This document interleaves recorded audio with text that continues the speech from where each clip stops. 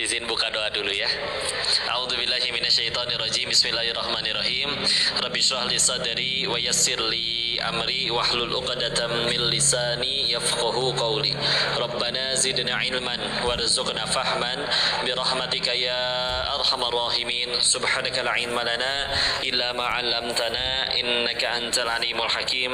Allahumma inna nas'aluka ilman nafi'an wa rizqan thayyiban wa 'amalan mutaqabbalan. Amin ya rabbal alamin. Bismillahirrahmanirrahim. Assalamualaikum warahmatullahi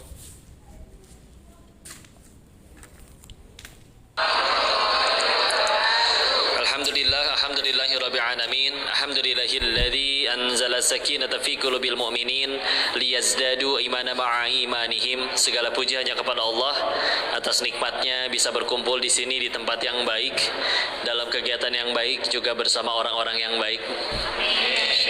Semoga kita pulang dalam keadaan yang baik, husnul khotimah insyaallah. Salawat salam semoga selalu tercurah pada junjungan kita baginda Rasulullah Muhammad sallallahu alaihi wasallam beserta para keluarga dan sahabatnya, dan semoga Allah sanggupkan kita istiqomah dalam meniti sunnahnya insyaallah. Salam takzim kami wabil khusus pada kepala sekolah dan seluruh dewan guru. Yang guru mana aja? Angkat tangan Bu Guru. Bu Golo. Masya Allah. Innallaha wa malaikatahu yusholluna ala muallimin nasil khair. Beda ya.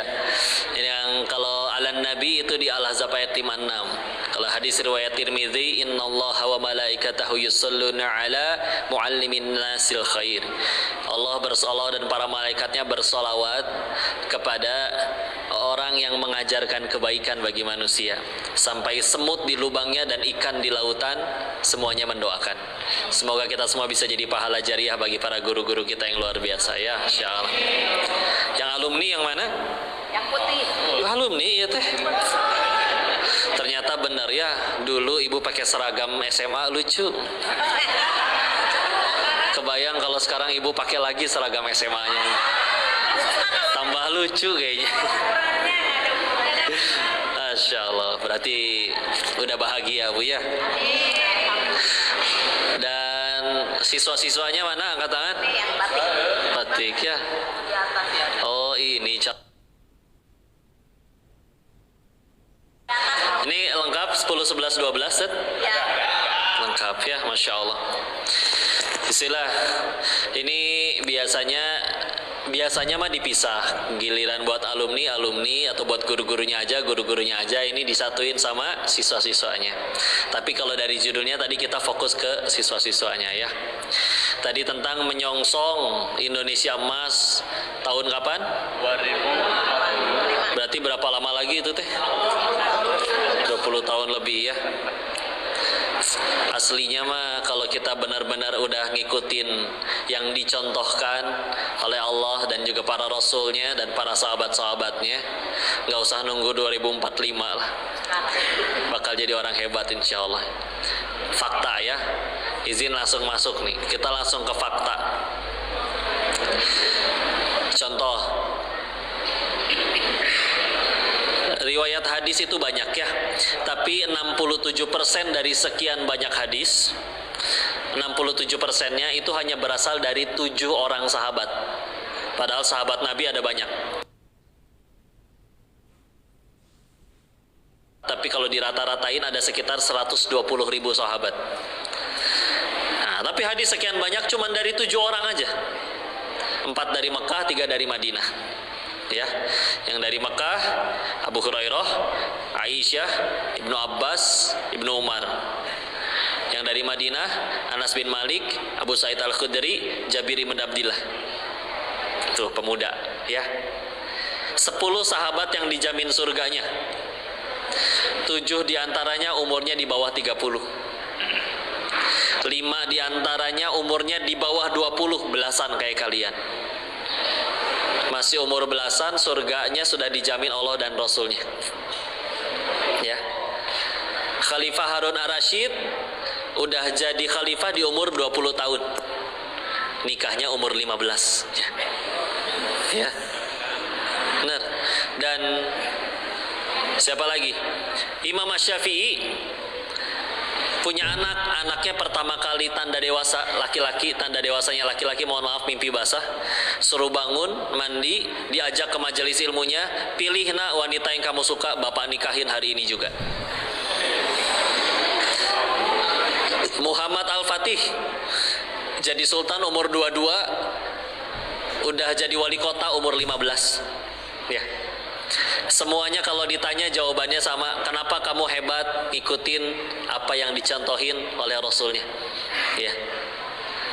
Tinggal kita mau ngikutin atau enggak, ya. Ya misalkan contoh ya. Masalah tidur aja. Nabi tidur 3 tempat, 3 waktu. 1 setelah Isya, nggak suka begadang kecuali ada urusan umat. 2 setelah tahajud, tidur lagi sebelum subuh biasanya, sebentar. Ya. Dan terakhir sebelum atau setelah zuhur, qailullah. Ya. Nah, kalau kadang kita punten ngikutin Nabi sih ngikutin Nabi, tapi bedanya tipis. Misal, contoh Nabi tengah malam sudah bangun, kita tengah malam masih bangun. Tipis kan bedanya? Ya. Tapi efeknya beda, ya. Dan jadi hebat tuh aslinya salah satunya adalah hakul yakin ditolong Allah, bukan kitanya jago, udah kita mah. Ya. Nah, masalahnya yang ngalangin kita dari pertolongan Allah salah satunya memang dosa, diundang oleh diri kita sendiri. Nah, kalau kita bicara dosa, kayak contoh Al-Ankabut surat 29 ayat 45, inna sholata tanha anil fahsya iwal munkar. Fahsya sama munkar. Fahsya dosa dari syahwat, munkar dosa dari perut. Lapar nih perut, pengen nyuri, ya itu munkar. Fahsya dosa dari syahwat, ya mohon maaf LGBT, ya termasuk pacaran, ya. Di SMA 4 ada yang pacaran gak, Bu? Ada. Ada. Halalkan atau tinggalkan, udah, ya. Punten ya, ini jujur ya, ini walaupun negara kita katanya punya peraturan kapan minimal nikah, tapi punten, orang-orang soleh terdahulu tuh sadar jadi hebat itu ditolong Allah. Nah, masalahnya kalau semua pintu dosanya nggak ditutup, repot, ya. Makanya kenapa punten mereka nikahnya cepet, karena daripada nggak mampu menahan, mendingan ada yang halal, udah jadi pahala. Ya, untuk sekarang kok gimana namanya masih sekolah masa nikah? Ya udah ya, kata Nabi kalau belum bisa nikah dulu perbanyak puasa dulu aja. Lebih berharga mana? Beli gorengan atau beli berlian? Bagusan mana bungkusnya? Berlian. Nah, kalian lebih berharga daripada sekedar berlian, ya. Makannya nggak boleh sembarangan ada yang nyentuh. Lihat tukang gorengan, di kukunya ge ada upil meureun ya. Korongnya. Tapi coba yang jaga toko berlian, kudu dandan. Megangnya ge kudu pakai sarung tangan. Ya. Sehingga saking mulianya wanita, ada banyak persyaratan untuk mereka biar terjaga. Sampai kalau ada laki yang pengen nyentuh wanita, satu syaratnya buat perjanjian sama pencipta wanitanya. Iya dong, nikahin kalau berani. Kalau misalkan cuman punten dimodusin doang, udahlah, ya.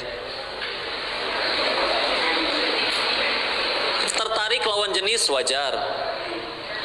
Tapi yang akan ditanya oleh Allah gimana cara nyalurinnya. Ya. Masalahnya gini misalkan ya. Oke, naksir. Kita kalau udah sayang sama orang, sama manusia, pengen nggak selamanya dengan orang yang disayang? Pengen. Masalahnya di dunia itu nggak bisa selamanya. Entah kepisah duluan oleh wafat, entah umur, entah gimana, entah terpisah oleh jarak, betul? Memang Allah udah nyiptain tempat bahagia yang sesungguhnya, yaitu di surga, betul. Maka teh punten ini mah ya, kalau ada entah dia seganteng apapun, mau tinggi, putih, langsing, jika bihun, ya. Sama bihun juga gitu kan, tinggi, putih, langsing.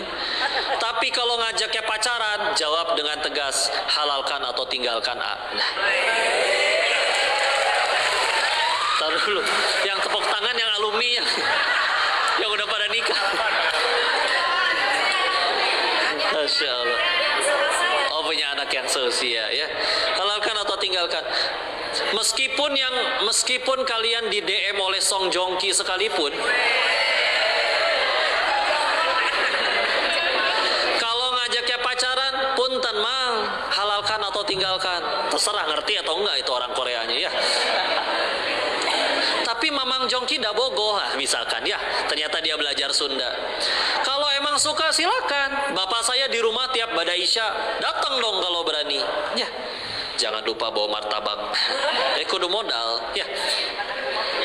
Tapi punten kalau ternyata itu aja nggak berani, di WA terus anaknya, punten lah. Berarti omong kosong. Ulangi. Udah lah. Bener gini soalnya. Tadi Allah udah nyiptain tempat bahagia yang sesungguhnya di surga.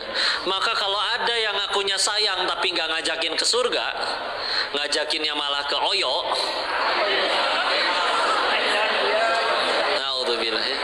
Kenapa ada yang ngerti anak SMA ini? Maka sekali lagi, omong kosong. Bisa dibilang playboy syariah, udah ya.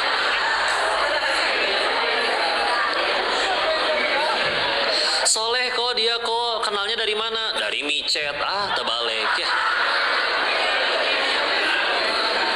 Nggak beneran ya, jangan, udah tinggalin. Kadang modus bu, mana bu gurunya bu? Kok kita nggak pacaran kok, tapi dia tengah malam suka WA gitu deh, bangunin tahajud.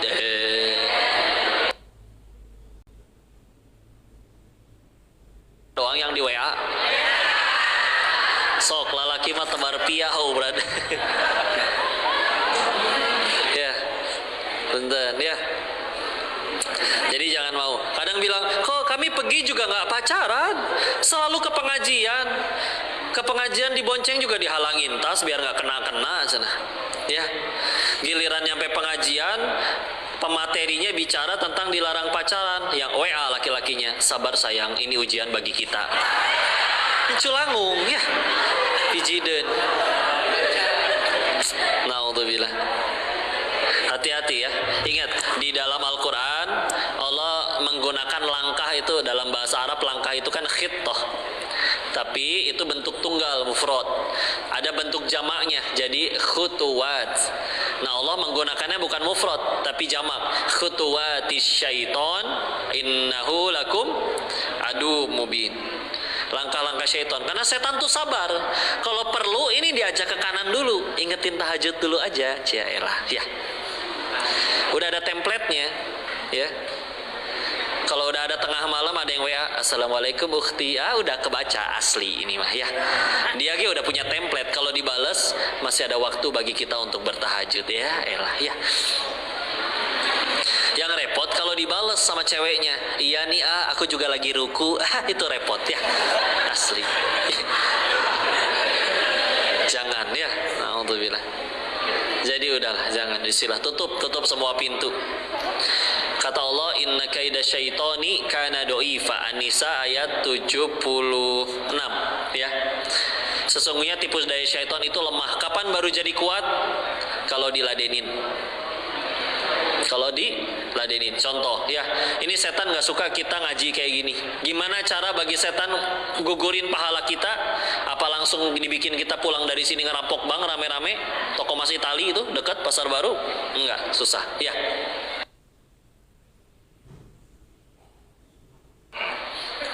Dia nggak bisa apa-apa, cuma bisa ngasih was-was. Contoh, di rumah nyalain Al-Quran 24 jam.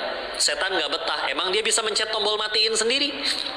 Enggak, malah horor kalau padam sorangannya. Paling banter cuma bisa ngasih was-was, ganti dong lagu, jangan Quran melulu. Kalau kita nggak mau kenapa? Mau dibanting murotalnya? Nggak bisa dia. Kita bikin salah, mau tobat, setan gak suka. Emang bisa apa kalau kita mau sholat? Dicekek gitu di tempat wudhu, di sliding, ciwit ginjalnya? Enggak, gak bisa apa-apa. Inna kaida syaitani kana do'ifa. Sesungguhnya tipu daya syaitan itu lemah. Kapan jadi kuat? Kalau diladenin. Contoh, sendirian, di kamar, mati lampu, jomblo, hujan, syahwat bangkit, internet kenceng, rusak asli ya. kecuali taruh tuh handphone, tinggalin keluar, main bola ke, main badminton ke, bantuin tetangga pindahan kalau perlu. Ya. Kok gimana nggak ada tetangga mau pindah? Suruh pindah Pak, jangan tinggal sini Pak. Pindah Pak, saya yang bayarin kontrakan Bapak. Misal capek nyampe rumah, sholat, tidur, lolos hari itu dari dosa, selesai. Tapi kalau diladenin, repot. Gambar dulu mah nggak apa-apa kali. Ih, nyambung video 1 jam, semenit mah belum ngapa-ngapain kali, rusak asli. Ya, jangan. Taruh handphonenya udah. Jangan diladenin ya. Sama ini ukti-ukti ada yang minta dianterin pulang naik motor, jangan. Kita belum halal deh. Udah jangan.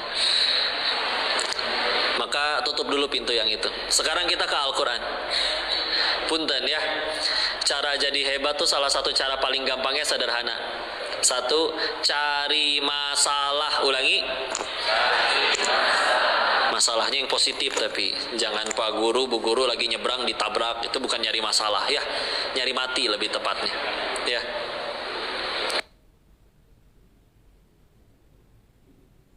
Punya motor, nggak rumahnya di dalam gang, nggak dilewatin angkot, tapi tiap hari harus berangkat kerja. Masalah? Ada orang lain punya motor tapi nganggur. Masalah? Dipersatukan 2 orang bermasalah tadi dalam satu aplikasi. Micet, salah. Ya, ojek online. Ya. Kata dewae-nya. Kalau si penemu aplikasi ojek online-nya minimal dunianya lebih sukses dari orang-orang, wajar dah beresin masalah orang. Ya. Habis SMA siapa yang mau kuliah angkat tangan? Semua ya, insya Allah. Kuliah kalau pengen lulus harus bikin apa? Skripsi. Skripsi kita ngapain? Skripsi teh nyari masalah. Sama, cari masalah yang bisa kamu jadiin judul, terus beresin dengan ilmu yang kamu udah dapat selama 7 semester, lalu disidangkan. Kalau masalahnya aja nggak ketemu, nggak akan lulus demi Allah. Ya. Contoh lain, pandemi kemarin, masalah nggak? Masalah. Tapi ada kawannya ayah saya, sebelum pandemi bangkrut usahanya. Dari yang toko gede sekarang dijual-jualin habis. Tinggal 100 juta dari asetnya yang banyak. Udah mah bangkrut, besoknya lockdown PSBB. Tambah-tambah masalah, tapi mindsetnya bagus.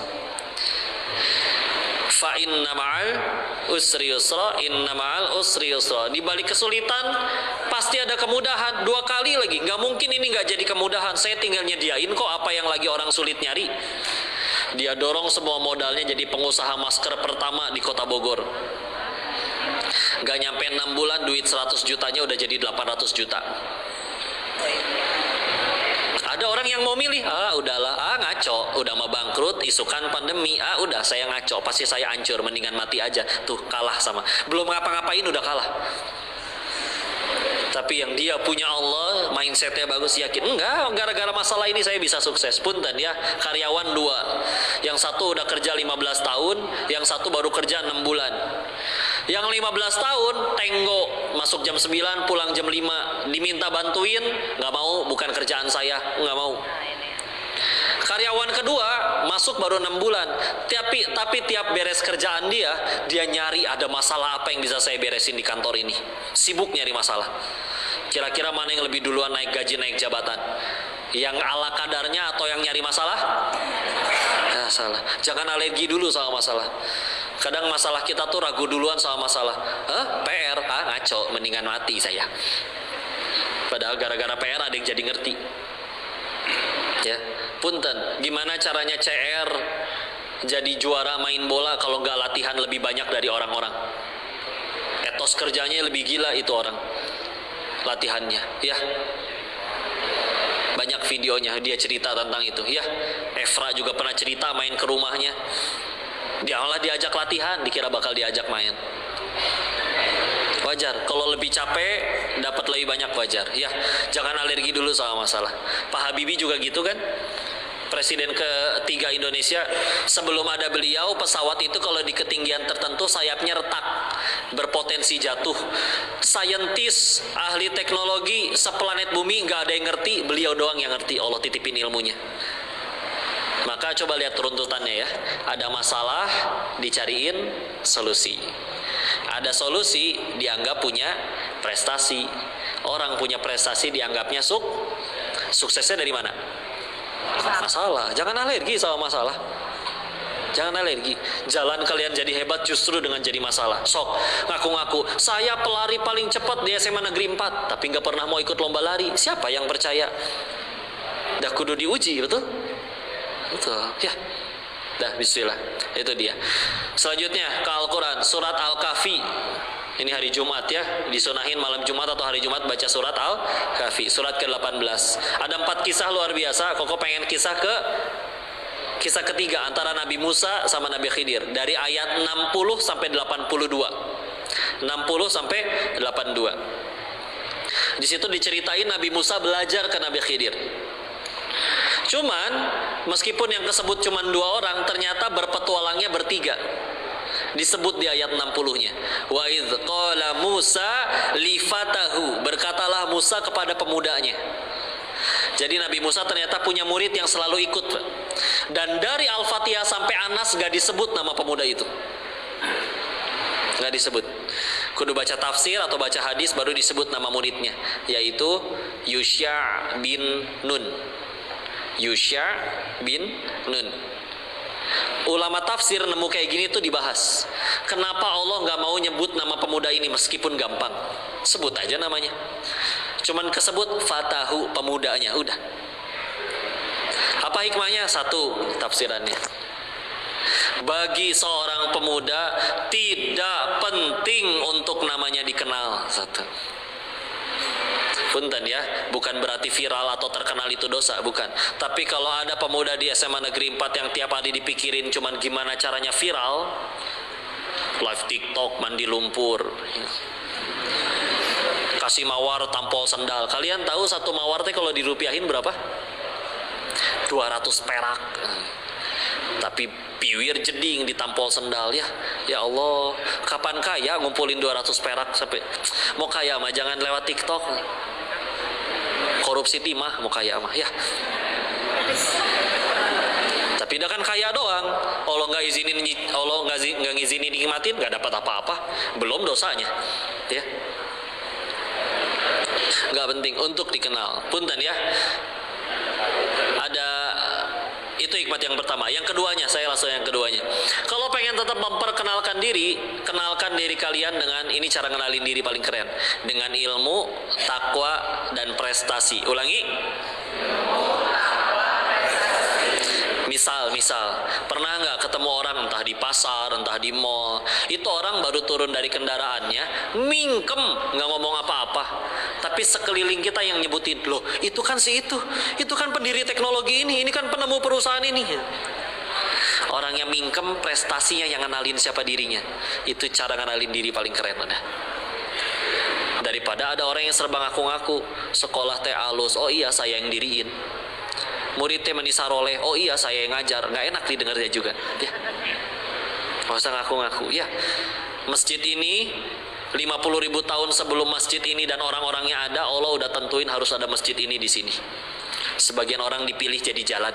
Kapan dia bisa kecipratan pahala? Kalau nggak ngaku-ngaku. Allah weh ini mah. Bangun masjid 5 tahun disebut-sebut, kamu nggak tahu ini masjid siapa yang bangun. Ngaku-ngakunya cuma 5 menit, hilang pahala 5 tahun gara-gara ngaku-ngaku 5 menit. Na'udzubillah. Ya, na'udzubillah. Kenalin diri pakai ilmu, takwa, prestasi, udah gitu aja. Sampai ada ucapan kayak gini ya, punten ya. Ini yang ngomong Jack Ma, pendiri Alibaba. Dia bilang, orang kalau udah sukses, kentut juga dianggap kata mutiara. Belum jadi apa-apa, mau berucap seindah apapun dianggap kentut. Kalau usah ngomong bau, ya. Ini bukan berarti surga kita di mulut orang, bukan. Tapi memang ayo para nabi juga ngedorong para sahabatnya, kamu testing sukses. Karena dengan sukses itu bisa jadi alat ngenalin Allah ke semakin banyak orang. Viral boleh nggak kok? Boleh. Tapi viral cuman alat buat ngenalin Allah ke banyak orang. Mumpung ada yang follow dan mau denger. Dan kita meninggal nggak ditanya followernya berapa, ditanya followernya dipakai buat apa. Nah, Kita meninggal nggak ditanya saldonya, tapi ditanya saldonya dapat dari mana, terus dipakai buat apa. Udah. Makanya para nabi diingetin akhiratnya bukan malah diam di masjid melulu, malah tambah kaya. Nanti cek Google ya, berapa kekayaan Abdurrahman bin Auf. Akan nemu banyak riwayat, tapi salah satu riwayat yang ditemuin, dan ini juga dibahas di kitab Bidayah wa Nihayahnya Imam Ibnu Katsir, ketika meninggal kalau dirupiahin, bukan momen terkayanya ya, titik ketika meninggalnya duitnya tinggal berapa. Sebagian riwayat menyebutkan kalau dirupiahin 6.212 triliun. Belum zaman internet banking tuh, gimana ngurusnya duit sebanyak itu. Kalah kan yang korupsi timah doang mah. Tuh, halal tapi dijamin surga lagi.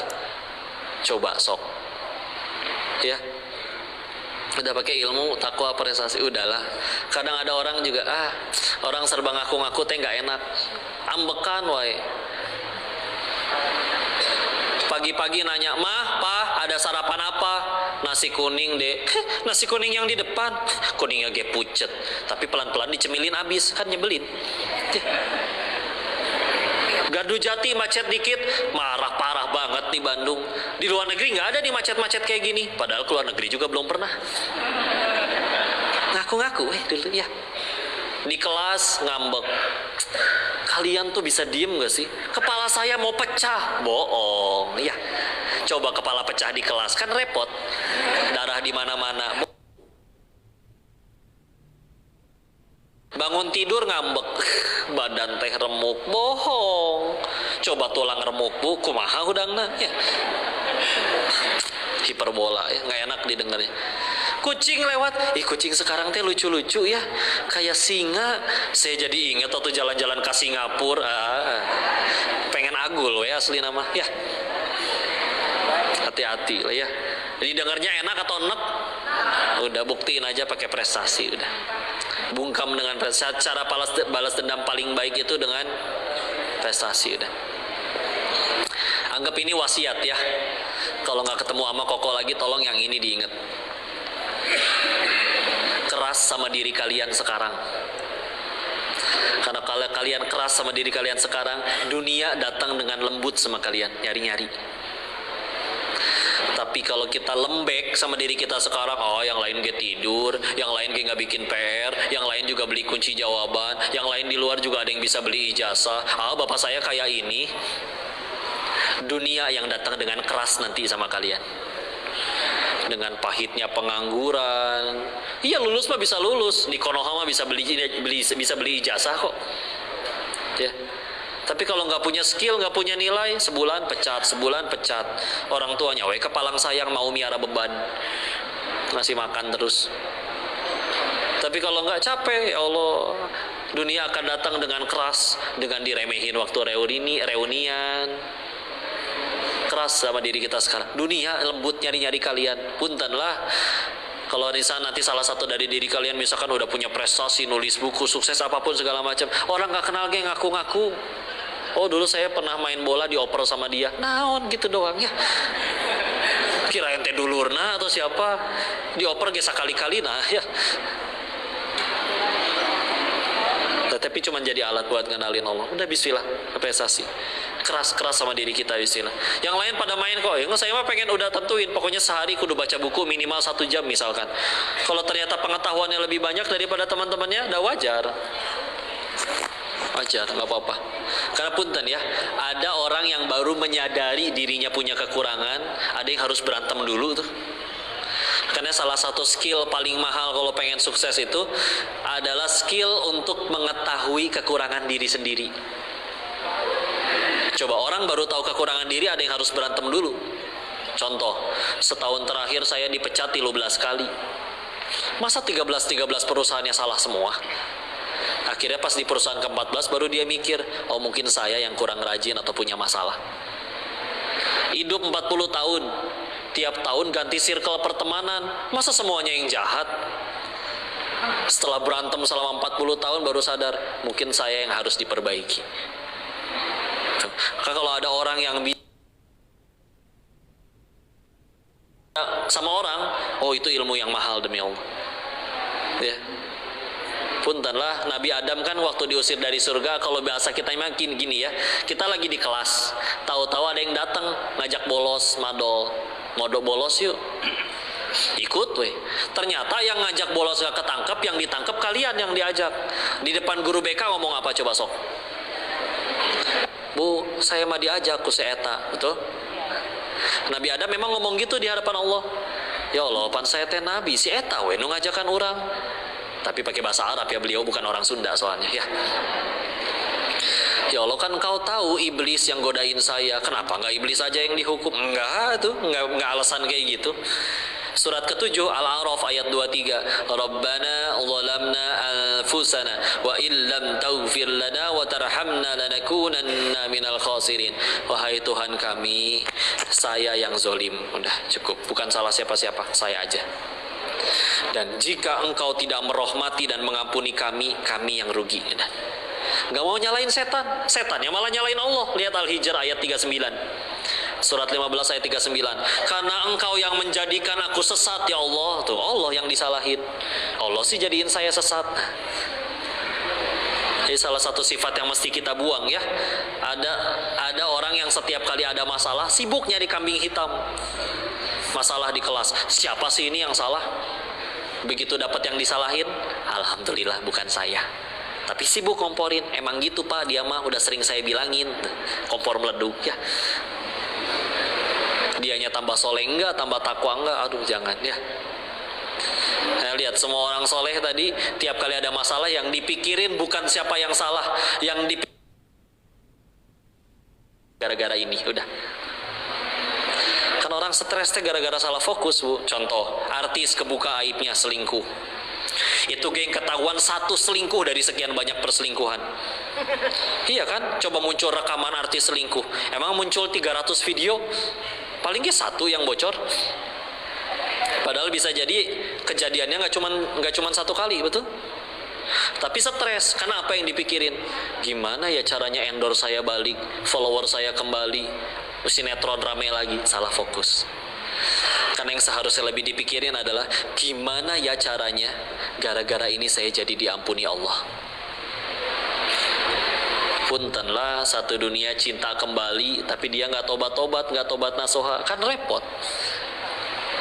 Dibandingin netizen kembali cinta tapi Allah masih benci karena dia nggak tobat-tobat. Nah, mendingan akhirnya satu dunia masih ada yang mencaci tapi Allah udah ampuni karena dia udah tobat nasuha, aman ya.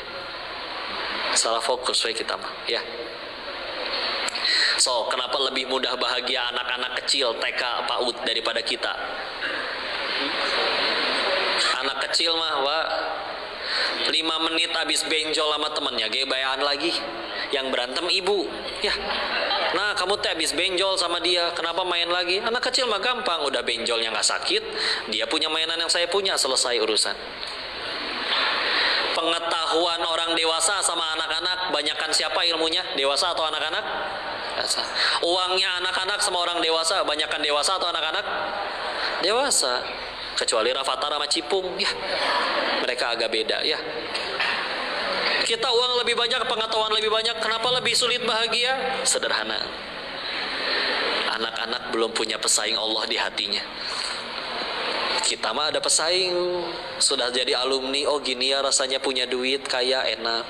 Gini ya rasanya punya jabatan, enak. Gini ya rasanya terkenal, enak. Itu jadi pesaing Allah di hati kita. Makanya ada orang gajian 20 juta teh ngambek bu di Jakarta mah. Percuma saya gajian 20 juta, saya mah baru bahagianya nanti kalau udah viral kayak dia, kalau udah kaya kayak dia. Kenapa bahagianya jadi banyak syarat?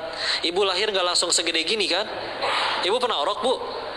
Iya, berarti pernah jadi orang yang bahagia tanpa alasan. Tapi karena kita bahagianya nyari pesaing Allah di hati, bahagianya nunggu duit dulu. Sholat sih sholat kok, ketinggalan sholat tapi nggak pernah nangis, hilang duit baru nangis. Duit berarti hatinya. Kok sholat sih sholat kok, ketinggalan sholat tapi... Udah selesai ya. Ada ilmu, takwa, prestasi. Punten tambahannya satu lagi, adab ya. Demi Allah, kita bisa naik derajat gara-gara punya ilmu, betul. Pak Habibie nggak mungkin punya posisi itu kalau nggak punya ilmu yang orang lain nggak punya. Kita nggak punya ilmu, orang mau ngasih kerja juga bingung, atau ngerjain apa ya, apa-apa nggak bisa. Tapi kalau kita punya skill yang orang lain nggak punya, saya punya, dicari demi Allah, asli. Dicari. Jadi kalau misalkan kita nggak pakai ilmu, repot. Tapi punten, ilmu demi Allah nggak ada kaitannya sama IQ kita. Tapi tergantung sang pemilik ilmu ridho nggak nitipin ilmunya ke kita. Orang mah gampang, habis wisuda profesor, doktor, hanya butuh cangkang cau. Tahu cangkang cau? Kulit pisang, gak geledag gue. Gak geledag teh kalau ke belakang, kejedag. Kalau ke depan kejedung. Beda ya istilahnya ya.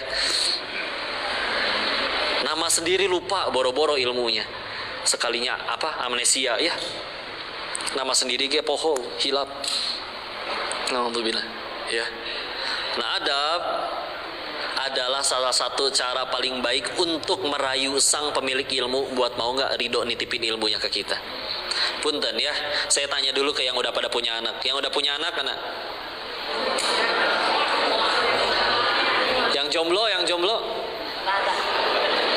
Oh, si kalem ya. Saya nanya kayak gitu bukan pengen nafkahin teh, tenang ya. Iya. Punten Bu, anak ibu sekolah Bu. Sekolah? Meh naon? Pinter, oke, pinter teh bagus. Tapi punten Bu, ternyata tujuan pendidikan dalam Islam tuh bukan bikin pinter. Bukan bikin, karena punten ya, ada orang yang langsung pinter dari sananya meskipun gak sholat, meskipun tanpa agama. Ada Bu. Nih, kalau ada maling bodoh, malingnya mau nangkep ayamnya nggak ketangkep, malingnya ketangkep, bodoh berarti malingnya Bu. Ya, yang repot kan kalau malingnya pinter, yang nyuri sendirian, yang lapar jutaan rakyatnya, ini repot. Ya. Tapi dia pinter kok. Lihat pinternya dari mana? Dari kunci jawaban yang bisa dibeli, atau dari ijazah yang bisa dibeli. Terus mah udah kuncinya beli, ijazahnya beli, tahu-tahu dianggap pinter, tahu-tahu dapat amanah ngurus jutaan rakyat, repot. Alhamdulillah. Udah sebenarnya. Bolanya ronteknya, tenang, jangan. Sing jujur, istilah. Lebih mahal jujur ya. Karena tadi pinter nggak bener juga ngaco. Nah, terus apa tujuan pendidikan dalam Islam? Quran surat 62 Al-Jumu'ah ayat kedua. Al-Jumu'ah ayat kedua. Huwallazi ba'atsa fil ummiyina rasulam minhum yatlu 'alaihim ayatihi wa yuzakkihim. Dialah Allah yang menurunkan Rasul dari kaum kalian sendiri yang ummi untuk membacakan ayat-ayatnya dan untuk menyucikan jiwa mereka. Visi misi SMA Negeri 4 apa? Ganti ya, menyucikan jiwa anak-anak. Udah itu Bu, top, baru sekolah tak ajib ya. Sekedar bikin pinter mah punten. Ada orang tanpa agama tetap bisa pinter dari sononya langsung. Tapi dalam Islam gak pengen bikin. Apa Rasul berdakwah ke orang kafir Quraisy pengen bikin mereka pinter gitu? Enggak. Orang kafir Quraisy mah ila fihim rihlatasyita iwas-shaif ya. Mereka rihlah, jalan-jalan. Apa bedanya rihlah kita sama mereka?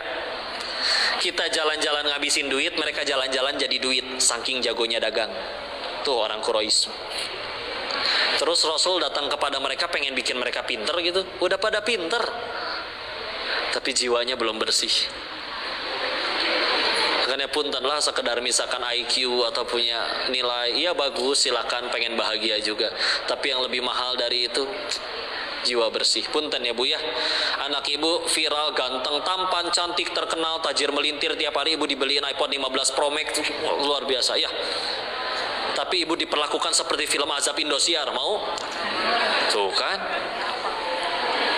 Tapi misalkan, kok ya Allah ini anak teh kurang matematikanya, kok sok kita tes ya. Nah, 2 tambah 2 sabaraha? Nah, 5 Bu. Tuh kan ngaco ya. Tapi ternyata dia, ibu bangun subuh, dia lagi berdiri, lagi tahajud. Anak lain baru belajar huruf hijaiyah, anak ibu udah lagi ngapalin juz 28.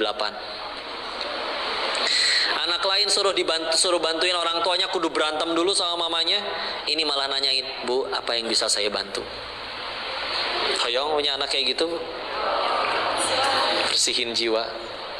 Jiwa udah bersih, Allah ngikutin tuh mau dititipin ilmu kayak gimana juga, manfaat demi Allah. Ya. Ini istilah insya Allah. Ya. Ilmu, takwa, prestasi, adab. Ya.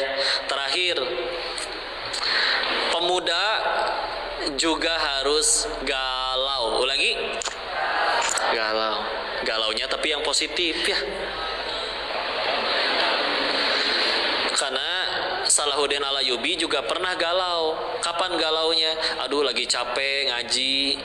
Tapi dia ingat, loh Baitul Maqdis Palestina masih di tangan kaum musuh muslimin. Masa saya males-malesan? Galau. Jadi we ngaji deui. Ya kalau misalnya ada anak SMA Negeri 4 galaunya cuman gara-gara liatin status temennya, bukan itu yang diharapin Islam. Ya. Orang hebat nggak lahir dari situ. Itu galau. Oh, ada sama satu lagi terakhir hikmahnya. Kita lihat siapa yang dekat sama kita. Bukan berarti temenan pilih-pilih ya. Temenan sama siapa saja.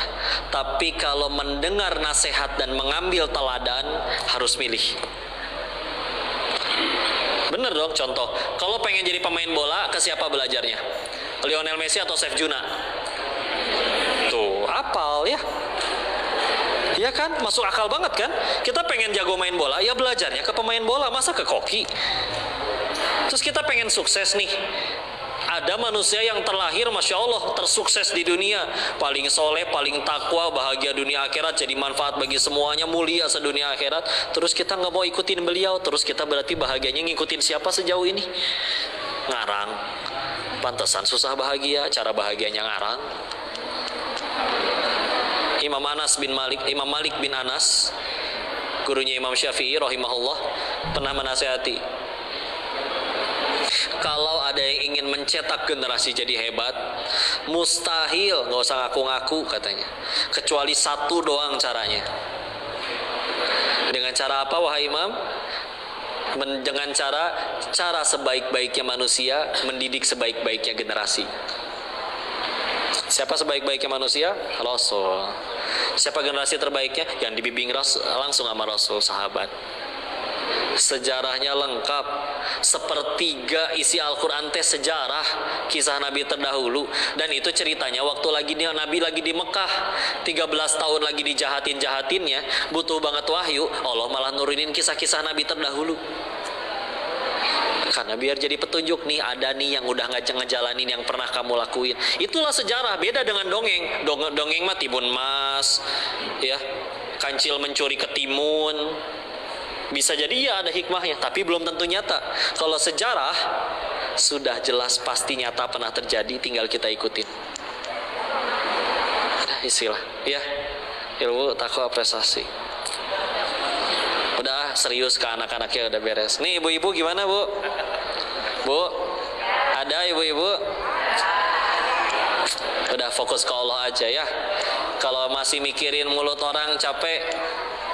Tiap kali pengen foto nahan napas capek. Hanya demi kelihatan langsing capek. Beres foto kenapa wajah saya biru sendiri? Nyanyi ngap ibu teh ya. Nahan napas. Ya, pengen sahu kelihatan jangkung tiap kali foto, jinjit, betis jadi bu. Capek. Bu, boleh tanya nggak? Kenapa ibu-ibu foto teh nggak bisa sekali bu? Sekali. Angger we 2-3 kali ya, belum timerna ya. Punten, ibu jalan-jalan, foto seharian, nyampe rumah dilihat 274 bu fotona bu. Pertanyaan saya, emang diupload semua bu? Enggak ya. Hapus ya. Sok punten, sok lah foto. Ibu foto 10 orang, yang 9 udah cantik, tapi ibu perem sendiri, diulang moal. Ibunya siapa ini teh? Sok diulang, saya mah suka kasihan sama yang moto bu.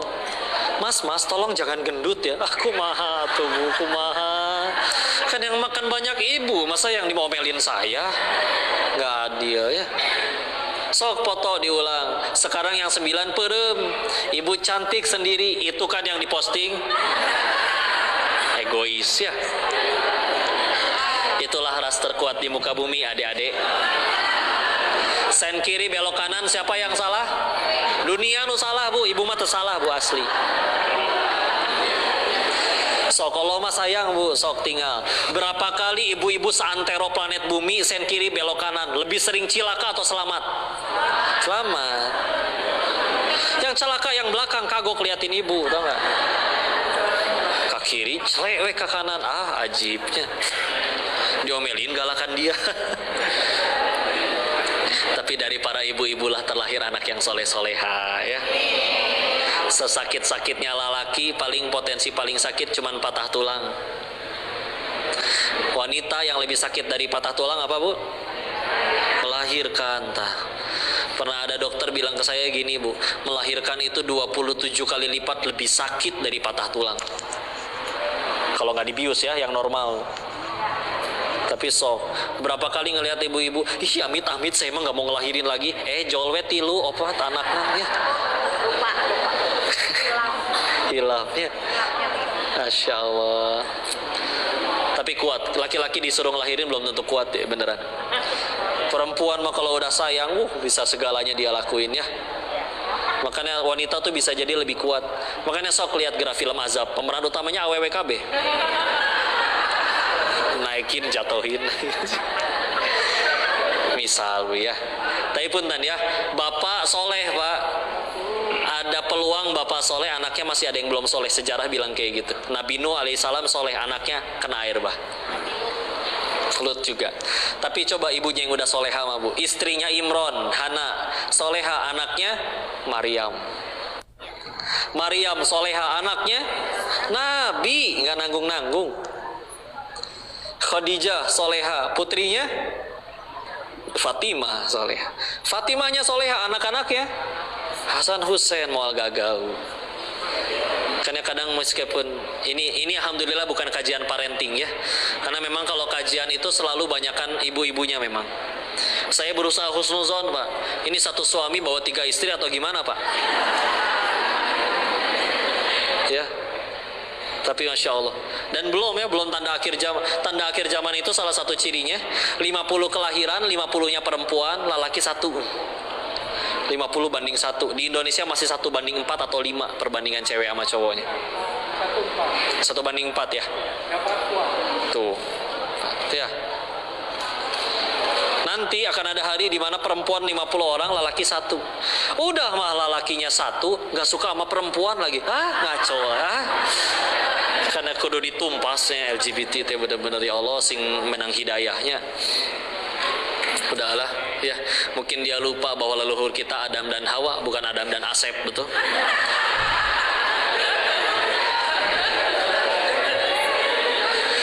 Udah cukup, Pak, gitu aja, mangga hikmahnya segitu dulu. Mudah-mudahan yang disampaikan ada manfaat, ada kebaikannya. Barakallahu fikum. Assalamualaikum warahmatullahi wabarakatuh.